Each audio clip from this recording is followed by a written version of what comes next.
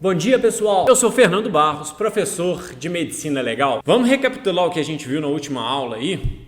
A gente viu então das provas, das perícias e dos peritos. A gente viu quais são o objeto das provas, sempre um fato, nunca um direito. O objetivo das provas, formar a convicção do juiz, a convicção do magistrado. A gente viu diversos tipos de meios de prova possível. Então, a prova pericial, testemunhal, reconhecimento de pessoas, prova documental e diversos outros que existem no Código Processual Penal. Então, a prova pericial, ela é um meio de prova possível, um meio de levar o conhecimento de um fato ao juiz para ele formar a convicção. Quem que faz a perícia? Então, vai ser o perito oficial. Na ausência de um perito oficial, duas pessoas idôneas. A gente viu como acontece a atuação também do assistente técnico, que pode fazer formulação de quesitos ou pareceres. Hoje a gente vai estudar os pareceres com mais calma. Então a gente viu também o conceito de corpo de delito. O corpo de delito, o que é? O conjunto de vestígios. A gente viu quem faz o exame do corpo de delito. O que significa isso? Quando envolve diversas áreas, então a gente tem uma perícia complexa que vai envolver diversas áreas do conhecimento. É a perícia complexa. A gente falou da necrópsia, da autópsia, que são sinônimos. A gente falou da exumação, dos exames complementares, como por exemplo nas lesões corporais graves. E por fim, a gente viu que o princípio que baseia o julgamento, a avaliação das provas, é o livre convencimento motivado. Beleza? Então essa foi a nossa aula passada. Hoje nós vamos ver os documentos médico-legais. Como que o médico legista, ou qualquer médico, fala no processo. Então, nossa segunda aula hoje sobre documentos médico-legais. Vem comigo! Sirlei, pode soltar a vinheta.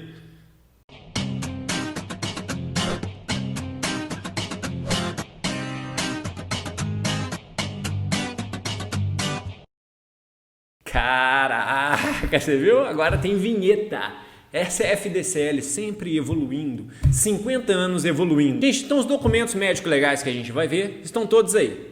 São 5 ou 4.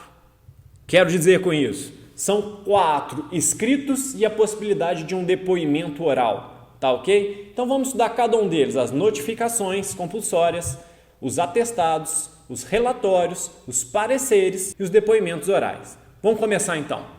Notificações. Notificações são notificações compulsórias, obrigatórias. É o caso de doenças infecto-contagiosas. Por exemplo, você pega dengue, você vai lá no posto de saúde, o médico descobre que você está com dengue, ele é obrigado a notificar o Ministério da Saúde que tem um caso de dengue. Um outro caso, acidente de trabalho. Acidente de trabalho, descobriu que é acidente de trabalho, o médico é obrigado a notificar para o Ministério do Trabalho.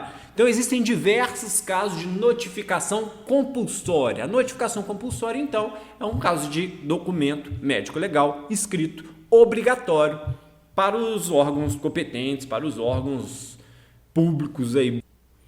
Segundo, os atestados. Atestados, sinônimos de certificados, eles são simples. O médico, eles têm forma objetiva e singela. Tá? Ele é muito objetivo. Ele atesta uma situação de fato para um devido fim. Então ele atesta uma situação de fato para uma devida finalidade. Exemplo, atestados de comparecimento. Você foi ao médico, ele dá o seu atestado de comparecimento. Um atestado de que você não está apto ao trabalho durante um determinado prazo. Atestado que você está em boas condições para atividade desportiva.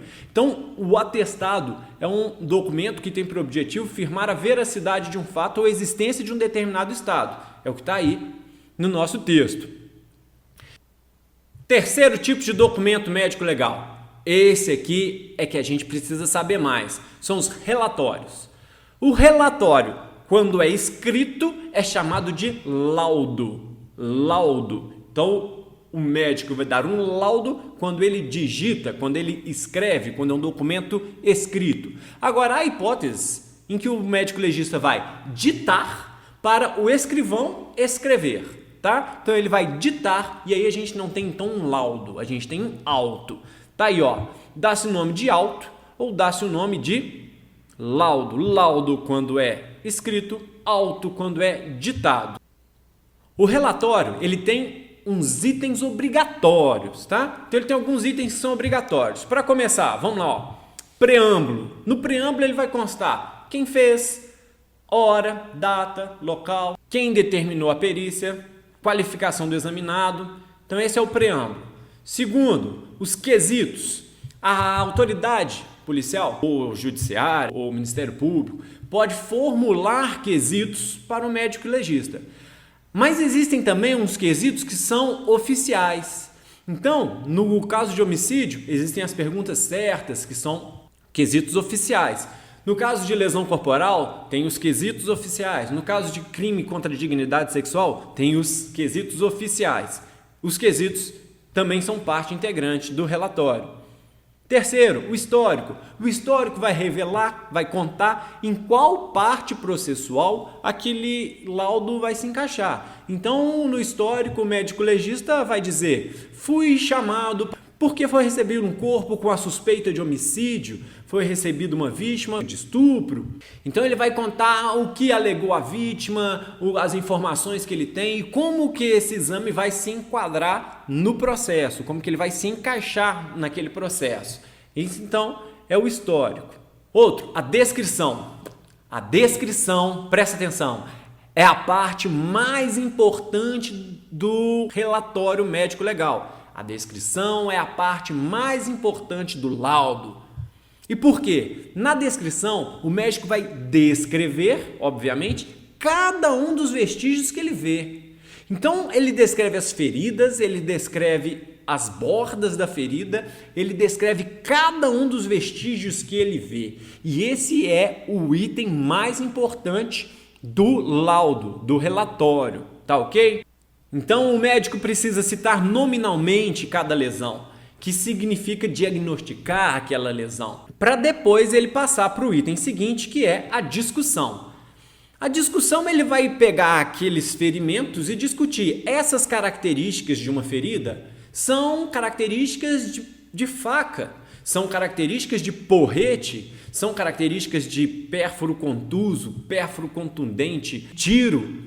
Aí na discussão é que ele vai colocar o entendimento dele. A conclusão sempre objetiva, falando se ele entende que aquela morte foi violenta, se foi um homicídio, se foi uma morte natural. E por fim ele vai responder aos quesitos, oficiais ou não, que estiverem contidos no laudo. Alguém pode pensar que a discussão e a conclusão são itens do relatório mais importantes que a descrição. Mas não é. Por que não é? Porque a discussão e a conclusão, posteriormente, podem ser refeitas por outro médico, podem ser reanalisados, rediscutidos por outros profissionais da área. Agora, a descrição, não. Só pode ser feita naquele momento. Perdeu aquele momento, acabou, tá? Então, por isso que a descrição é o item mais importante do laudo, é o item mais importante do auto, é o item mais importante do relatório médico legal. Tá ok? Próximo documento é o parecer. O parecer, quando um perito é chamado para atuar num processo, mostrar ali a sua opinião, mas não é a mera opinião, tá? É opinião baseada em doutrina, baseada em estudo, é opinião técnica. Ali a gente colocou naquele item passado lá o parecer de um assistente técnico, tá? Então o parecer vai analisar toda a documentação, inclusive pode analisar a descrição do relatório médico para então dar o seu parecer. E por fim, o último, o depoimento oral. Eventualmente, o juiz pode chamar o médico legista ou o perito criminal para responder, para explicar, para elucidar alguma coisa ali que não ficou clara. Então, o depoimento oral é a quinta forma. Não é um documento porque não é escrito. Ele vai comparecer na audiência para responder e esclarecer oralmente. Beleza? Então, essa é a nossa aula que termina da perícia e dos peritos com os documentos médico-legais. Beleza?